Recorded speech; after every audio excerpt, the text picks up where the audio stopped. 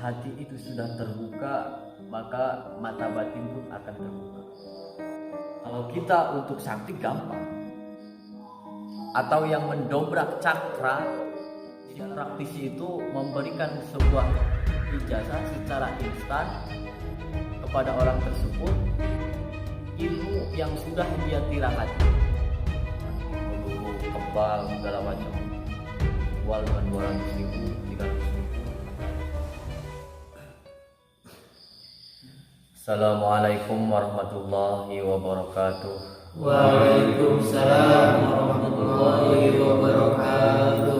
Alhamdulillah, bismillah, tawakkaltu ala Allah, la haula wala quwwata illa billah. Asyhadu an la ilaha illallah wa asyhadu anna Muhammadar Rasulullah. Alhamdulillah, pada kesempatan malam Jumat ini kita masih bisa berkumpul untuk melakukan sebuah aktivitas rohaniah menuju ridhonya Allah Subhanahu wa ta'ala. Siapkan hati, siapkan pikiran, dan siapkan perasaan. Satukan kepada masing-masing hati. Tidak ada yang dipikirkan selain Allah. Di dalam hati kita tidak ada yang didengarkan selain nasihat-nasihat yang baik. Allahumma salli ala Sayyidina Muhammad. Astaghfirullah Rabbal baraya. Astaghfirullah minal khataya. Astaghfirullah Rabbal baraya. Astaghfirullah minal khataya. Rabbi zidni ilman nafi'an wa wafiqni amalan salihan. Astaghfirullah Rabbal baraya. Astaghfirullah minal khataya. Rabbi zidni ilman nafi'an wa wafiqni amalan salihan. Maulaya sholli wa sallim daiman abadan ala habibika khairil khalqi kullihim. Maulaya sholli wa sallim daiman abadan ala habibika khairil khalqi kullihim. Bil barakah wal karamah wal mujizat Nabi Sulaiman bisa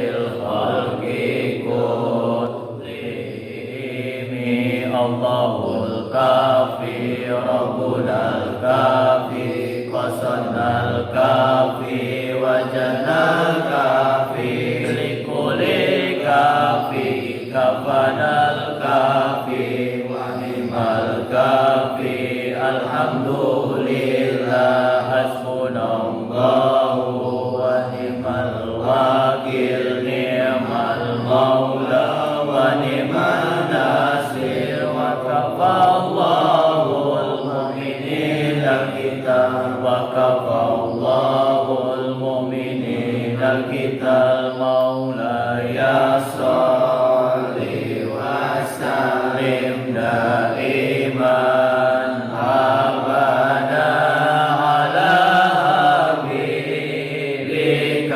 khairil khalqi kullihim. Alhamdulillah, pada malam ini kita merenungi sebuah aktivitas di dalam rohaniyah kita, yang mana Allah mengukir sebuah riwayat-riwayat kesalahan kita di dalam pikiran kita, entah itu masa lalu kita, entah itu lelaku kehidupan yang membuat kita pilu pada waktu itu. Kita belajar kebatinan bukan semata-mata untuk melakukan hal yang kita inginkan atau seperti halnya keanehan-keanehan yang kita lihat, tetapi belajar kebatinan itu, yang namanya batin itu adalah hati. Apabila hati itu sudah terbuka, maka mata batin pun akan terbuka. Tetapi mata batin itu tidak untuk melihat jin. Mata batin itu tidak untuk melihat atau menerawang perkara yang suatu ketika itu akan menjadikan fitnah dan segala macamnya, atas dasar firasat-firasat yang kita tentukan. Jadi mata batin di sini bukan berarti untuk melihat jin, untuk sakti-saktian, atau untuk penerawangan di bidang supranatural. Kalau permainan di YouTube itu banyak yang melakukan hal-hal yang di luar nalar. Contohnya seperti halnya melihat jin atau perjalanan astral atau bisa nerawang dan lain-lain. Apakah itu menggunakan mata batin? Kita mesti tahu mata batin itu seperti apa. Dan proses pembukaan mata batin itu tidak bisa dibuka oleh orang lain. Kalau yang saya pahami, itu tidak bisa dibuka oleh orang lain. Jadi kalau ada ijazah pembukaan mata batin atau ada buka mata batin instan di media, ya, di media banyak yang jualan. Sampai ada yang jualan khodam macan putih 200.000. Sampai ada yang menjual di dalam gelang, ya, gelang tasbih seperti gelang kaukah ini diisi khodam lalu dijual belikan.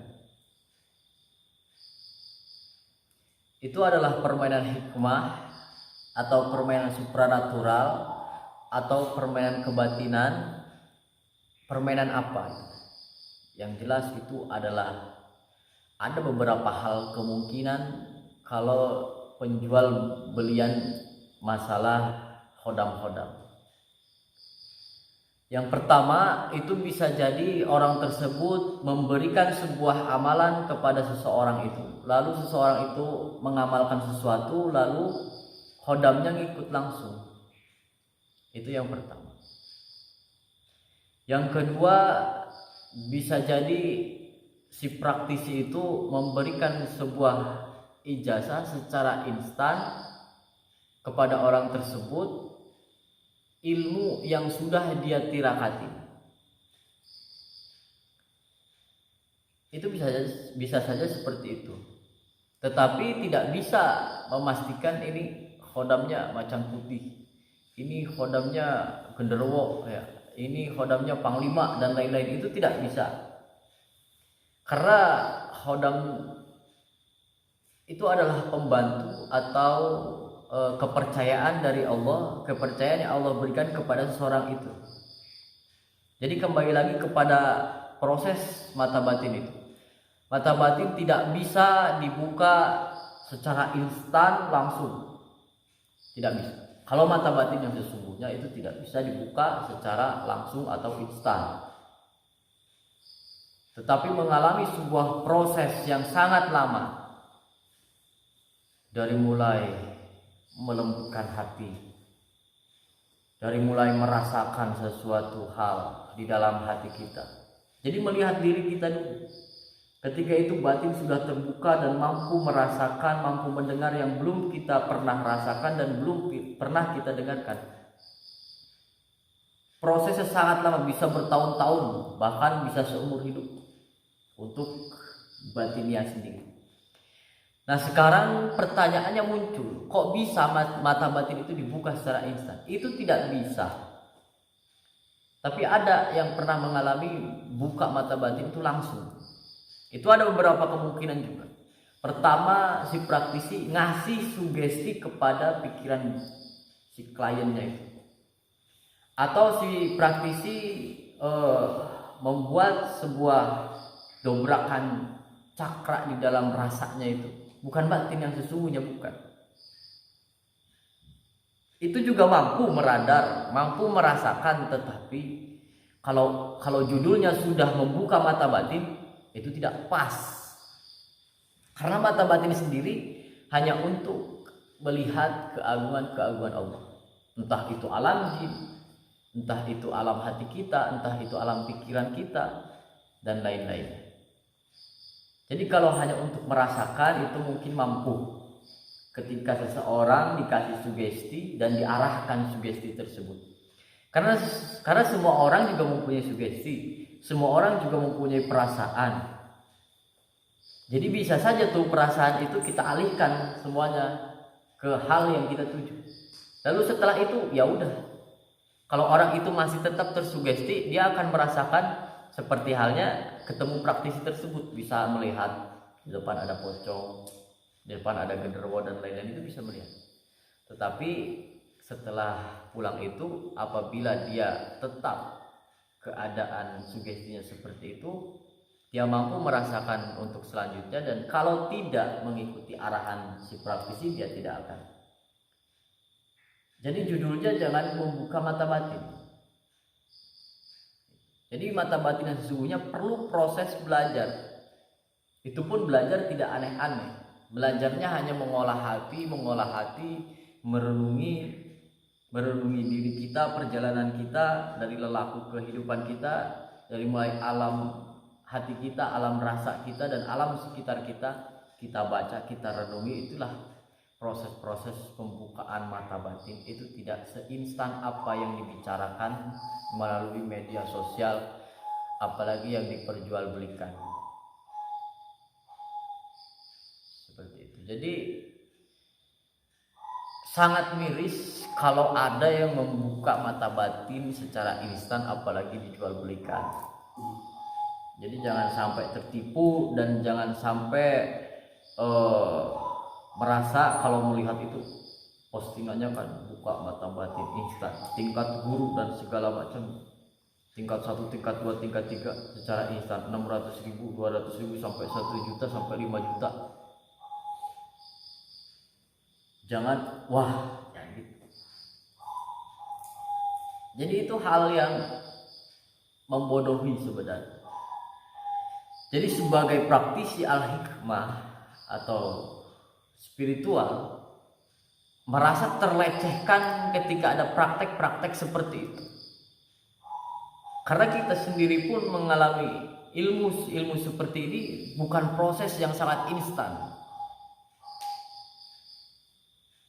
Saya pernah datang ke guru, lalu itu instan di situ. Dan ternyata ketika saya sudah ke sana dan sudah diisi dan lain-lain, enggak instan, itu perlu pengolahan oleh diri kita sendiri. Jadi itu semuanya membohongi itu yang di media-media tentang pembukaan mata batin instan. Jadi bagi sahabat-sahabat yang ada di media YouTube dan santri yang ada di sini, jangan sampai tertipu dengan tipu daya kata-kata yang luar biasa. anti peluru, kebal, segala macam dijual dengan 200.000, 300.000, 600.000. Jangan mudah dibohongi. Itu efek pertama. Efek keduanya, kita tidak tahu yang isi barang itu apa, atau yang mendobrak cakra di dalam tubuh kita itu apa. Yang mendobrak cakra ketika kita membuka mata batin instan, bukan mata batin ya. Kalau menurut saya itu hanya sugesti. Kalau ada yang instan, itu kalau mata batin tidak bisa dipaksakan. Karena batin itu adalah ruang untuk kita bersama ilahi. Jadi jangan sampai tertipu. Efeknya kita tidak tahu apa sih yang diisikan ke tubuh kita. Akhirnya kita terlena, diri kita itu tersiksa dengan sebuah isi-isian yang ada pada barang. Misalnya kalau ada orang yang katanya buat kebal, buat segala macamnya, atau ajimah. Nah itu kita kan nggak tahu isinya apa dan isinya seperti apa. Bisa jadi itu isinya sembarang gitu. Ajimah itu diperbolehkan atau tidak boleh. Seperti raja itu adalah sihir yang diperbolehkan. Tetapi sekarang banyak disalahgunakan. Ajimah itu yang diambilnya adalah barokahnya dari misalkan suatu kalimat kita tulis Bismillahirrahmanirrahim di gelang atau di kertas, lalu kita lipat, lalu kita bawa kemana-mana, didiamkan di rumah dan segala macamnya media. Itu yang diambil sebuah barokah dari tulisan tersebut, atau barang tersebut dari orang soleh, atau barang tersebut dari wali Allah, lalu kita dikasih dan itu menjadi jimat. Nah itu barokah itu barang. Seperti halnya kalau kita dikasih barang oleh kekasih, ya itu jadikan jimat itu. Kita dikasih uang misalkan sama siapa, yang orang yang paling terpandang, udahlah gak usah dijajanin, kan itu dijadikan jimat karena ada sesuatu hal di dalamnya itu. Nah itu jimat. Jadi ngalap barokahnya. Bukan isinya macan, isinya genderuwo, isinya pocong, buat pesugihan lah, buat anti peluru, anti pedang dan segala macamnya. Itu kan banyak. Nah itu, jadi jangan sampai keliru kita belajar tentang kebatinan. Jadi jangan, wah ya kita belajar kebatinan untuk melihat jin, untuk bisa kontemplasi, narik pusaka, terus wah imajinasinya ke hal-hal yang sakti gitu. Jadi itu jangan. Kalau kita untuk sakti gampang, sakti itu gampang. Yang paling sulit itu kita wadahnya, hati kita, pikiran kita, perasaan kita, atau diri kita ini mau dibawa kemana ketika diri ini sakti. Kira-kira kalau orang sakti itu tanpa dasar agama atau tanpa dasar spiritual atau tanpa dasar kebatinan, kira-kira sombongnya lebih dari iblis. Ya kan, iblis itu ilmunya lebih tinggi daripada malaikat pada waktu itu, bahkan sempat menjadi gurunya malaikat. Itu iblis, ilmunya sakti, mau melakukan apa saja bisa dia dengan kesaktiannya iblis. Tetapi karena tidak ada dasar seperti halnya manusia, ada ruh dan kaitannya batiniah kita kepada Allah, dan tidak ada syariat agama, maka yang terjadi sewenang-wenang, kesombongan. Pakaian Allah dipakai oleh pakaian iblis, akhirnya laknatullah alaih. Kalau orang itu sombong, berarti dia telah memakai pakaian Allah. Jadi itu bisa dibayangkan murkanya Allah tuh. Jadi orang sombong itu berarti memakai pakaian Allah. Yang maha sombong itu Allah, yang harusnya sombong itu Allah, tapi dipakai oleh iblis pada masa itu. Nah itu karena iblis itu sakti, jadi melupakan hal-hal yang lain. Nah kalau kita belajar kebatinan atau belajar al-hikmah, salah persepsi di dalam pikiran kita menanggapi hal ini, maka akan terjadi seperti halnya iblis. Kan kita tidak mau, bukan iblis lah, minimal meninggalnya susah. Mau meninggal susah, harus sama orang lain panggil. Odoy erek pae hesek. Bang Odoy manggil Widi masih sehat, masih jadi praktisi, panggillah, netralisir. Rukyah dan innalillah. Nah jadi itulah mau terjadi ilmunya seperti halnya kapasitas iblis, maka akan terjadi kesombongan. Jadi mata batin itu bukan untuk melihat jin, tapi dasarnya itu untuk melakukan, menelusuri hati kita, diri kita, siapa kita, dan mau kemana kita, dan untuk apa kita di dunia. Nah itu mata batin untuk melihat itu dan membaca sesuatu hal kejadian-kejadian yang ada di dunia ini, dan untuk melihat keagungan-keagungan Allah yang ada di dalam diri kita, yang ada di luaran lingkungan kita. Semuanya harus dilihat dengan kacamata batin, karena Allah di luar nalar, di luar pikiran kita. Orang Islam tidak mengerti Allah. Orang Islam tidak tahu Allah apabila hatinya tidak hidup. Jadi mukmin itu adalah ruh yang dihidupkan. Mukmin satu dan mukmin yang lainnya kaitannya adalah ruh. Nah, mukmin itu punya itu. Islam itu punya ruh, punya kaitan-kaitan batiniah sama Allah. Makanya meskipun di luar nalar, meskipun bantahannya seperti apa, kita tetap meyakinkan bahwa Allah itu ada. Padahal pikiran dia menolak. Allah di mana? Kalau bukan hati yang melihat itu semua, maka kita tidak akan beriman. Itulah batin. Jadi kita belajar kebatinan itu untuk melihat itu semua. Keagungan Allah.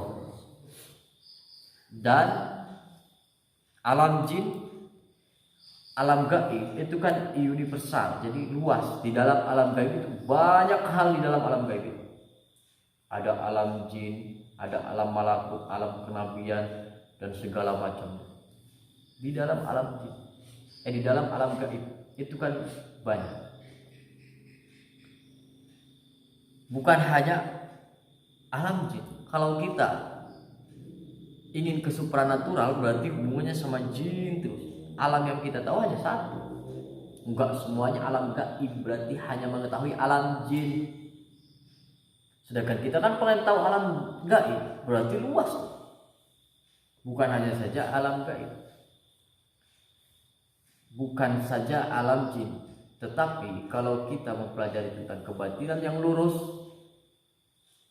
dengan sebuah aurat yang jelas sanadnya atau al-hikmah, nah itu baru semua yang akan kita lihat itu bermunculan, dan itu pun tidak sekaligus. Kalau kita sekaligus itu terbuka, alam asrornya terbuka, atau keanehan-keanehan di dalam diri kita itu terbuka, maka kita akan stres.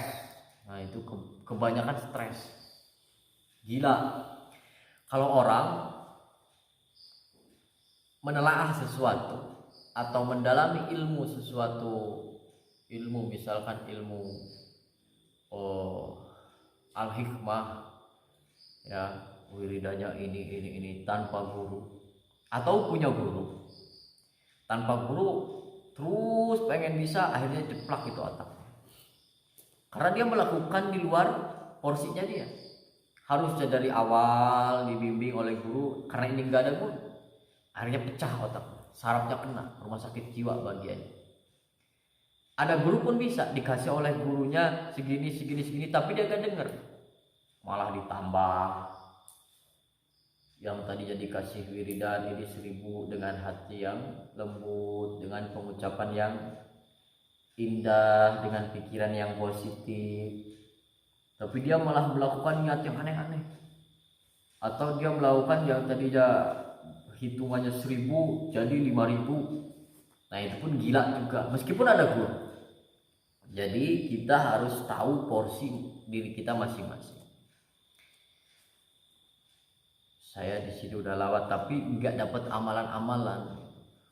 Itu kenapa? Ya karena kapasitasnya tidak sama dengan yang lain. Kalau belajar kebatinan itu tidak seperti halnya sekolah bisa ada prosedur ini tahap 1, tahap kedua, tahap ketiga, tidak. Orang masuknya berdua bareng pada waktu itu, tetapi kan terkadang ini lebih dulu, ini lebih akhir. Itu. Ya meskipun ada tahap-tahap, tapi kan naik tahapnya itu berbeda. Ya bolehlah kita ada tahap 1, tahap 2, tahap 3.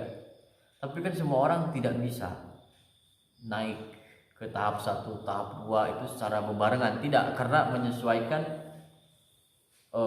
wadah gaib atau daya gaib itu di dalam tubuhnya. Jadi mengukur itu. Jadi ini tentang kebatinan harus dihayati benar-benar, karena ini sesuatu hal yang bukan untuk macam-macam, karena ini sesuatu hal yang bukan untuk melihat hal-hal yang gaib atau jin dan segala macamnya, tapi ini untuk ibadah kita secara hati kita. Kalau tadi menjalankan sholat itu secara syariat dohirnya, kita sekarang sedang melatih batiniah kita. Nah itulah kebatinan.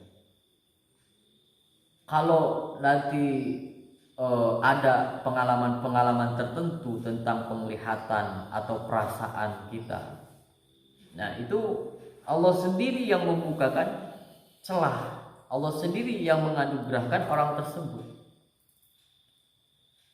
Kok tiba-tiba bisa melihat yang tidak awal saya lihat, kok tiba-tiba bisa nebak ini nebak itu. Nah itu kenapa?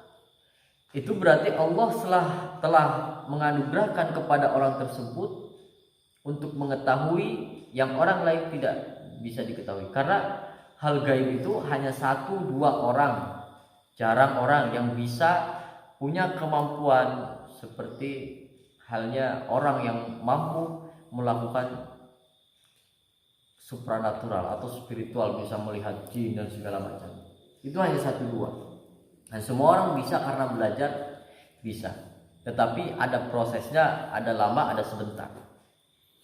Itu tentang mata batin. Jadi kalau saya tekankan, kalau menemukan pembukaan mata batin instan dan segala macamnya, gak usah digubris. Misalkan di Facebook ada jual khodam, ada lagi pengijazahan ilmu instan online, wah itu jangan. Nanti ujung-ujungnya transfer ke rekening ini, mata batin gak terbuka, transfer iya. Jadi itu tentang mata batin.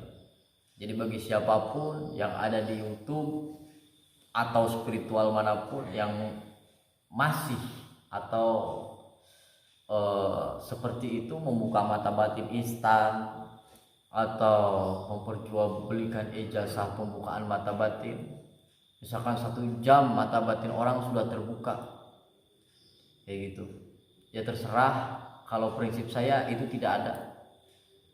Itu kalau menurut saya itu hanya sugesti atau mengalihkan perasaan orang tersebut kalau untuk instan.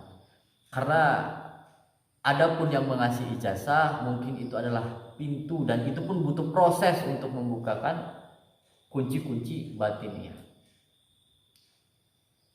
Jadi kalau ada yang nggak terima, silahkan komentar tentang pembukaan mata batin instan ini. Bukan nantang, tetapi ini sharing-sharing ya.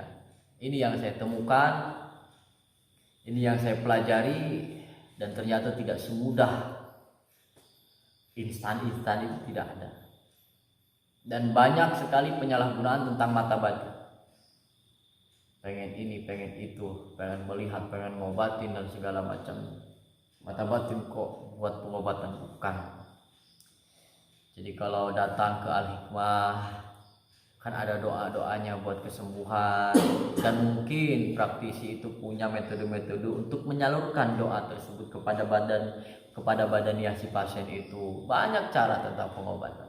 Kalau untuk mata batin sendiri, yaitu untuk melihat keagungan Allah. Nah, disitulah Allah buka. Ketika mata batin kita terbuka, hati kita terbuka, disitulah Allah kirimkan anugerah-anugerah atau pertolongan-pertolongan, kelebihan-kelebihan yang awalnya kita tidak tahu jadi tahu, yang awalnya kita tidak bisa mendengarkan sekarang bisa mendengarkan yang tidak pernah kita dengarkan, atau kita melihat sesuatu hal yang belum pernah kita lihat. Itu tentang mata batin. Terus ada yang menjual khodam digelang seperti ini misalkan ini. Jadi kan gelang harganya cuma 35.000, tapi dijual sampai 350 itu kalau diisi khodam ya.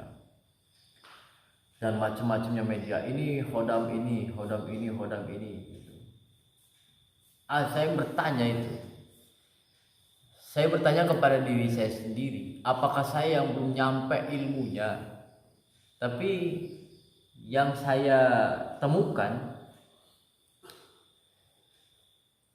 masa sih khodam itu bisa seperti itu? Sedangkan yang saya temukan, khodam itu adalah pembantu manusia ketika orang itu sudah benar-benar menjadi manusia. Ketika mata batin udah terbuka, spiritual kita bagus kepada Allah. Nah, di situ Allah memberi kepercayaan, menolong kita melalui misalkan khodamnya bangsa jin. Ya Allah kirimkan bangsa jin itu. Nah, itu secara otomatis itu. Jadi Allah sendiri yang mendatangkan. Jadi menurut saya khodam itu adalah anugerah dari Allah atau kepercayaan dari Allah, bukan untuk diperjualbelikan. Pertanyaannya, kalau dijual-belikan itu dia ternak atau gimana? Atau dia punya stok khodam bangsa jin banyak? Emang alam jin punya bapaknya? Kan tidak masuk akal, logika pun tidak. Mungkin dari sebuah amalan yang di dalamnya ada khodam, saya tidak tahu. Tapi kebanyakan amalan kita tirakatin, puasain, terus diisi sama gelang, medianya, atau minyak, atau yang lain-lainnya. Mungkin seperti itu. Itu juga bisa jadi seperti itu. Nanti khodamnya datang, itu pun dari Allah, bukan dari pemiliknya, bukan dari yang ngasihnya. Ini udah dimasukin khodam anu. Kalau begini, saya ngasih gelang ini, saya sudah doa dan dikhususkan untuk gelang ini, mudah-mudahan ada barokahnya. Nah, kalau seperti itu agak masuk akal. Nanti entah Allah menurunkan pertolongan lewat khodam atau lewat apapun, karena barokahnya gelang ini yang saya sudah masukkan doa kepada gelang ini. Mungkin itu bisa jadi seperti itu. Itu masuk logika. Tetapi kalau ini gelang khodamnya macan kumbang gitu, giliran gelut duel sama orang, dia kesurupan, ditonton akhirnya gak jadi gelut, kerepotan. Jadi kalau itu nggak masuk akal, kalau ini dinamain khodam anu, ini khodam anu, ini khodam anu. Kalau yang saya temukan itu, yang saya masuk logika itu, saya berdoa. Misalkan untuk keselamatan, kan ada doanya untuk keselamatan, doa yang sudah kita asah, doa yang sudah kita yakinkan, ya, lalu kita bacakan, entah energinya, entah minta dimasukin doanya, dimanifestasikan kepada gelang tersebut dan segala macamnya, sudah urusan hodam belakangan. Terserah Allah yang menurunkan perantara apa itu yang akan menjadi penolong orang tersebut melalui barokahnya gelang tersebut. Jadi seperti itu. Ya kalau jual beli anti peluru dan segala macamnya, kalau yang percaya ya mangga, kalau yang enggak ya jangan, sudah cukup. Jadi kalau itu ingin atau wah inilah instan, kita beli aja, beli harganya 700.000, beli tembak gak mempan, segala gak mempan, ya gak apa-apa. Itu Allah itu tidak melarang apapun itu, asal nanti pertanggungjawabkan, kan seperti itu. Jadi itu batin itu atau kebatinan itu mengolah batiniah kita bukan untuk melihat jin, namun melihat jin atau melakukan supranatural atau angan-angan yang kita rekam itu hanyalah sebuah bonus dari Allah, dan itu pun untuk kita lihat dan untuk kita untuk dilihat dan untuk berpikir tafakur melihat keagungan-keagungan Allah. Oh iya, melalui alam jin ternyata ada kehidupan lain selain kehidupan kita. Jadi kita berpikirnya jangan di sini aja. Nah itu ketika mata batin sudah terbuka. Dan jangan mengharapkan khodam dan lain-lainnya. Jadi khodam itu tergantung apa yang kita amalkan, amaliyah kita sehari-hari dan lain-lain. Jadi tidak bisa diperjualbelikan karena khodam itu adalah kepercayaan. Jadi itu untuk malam ini kita membahas tentang batin, tentang mata batin. Ini harus ditekankan, ya.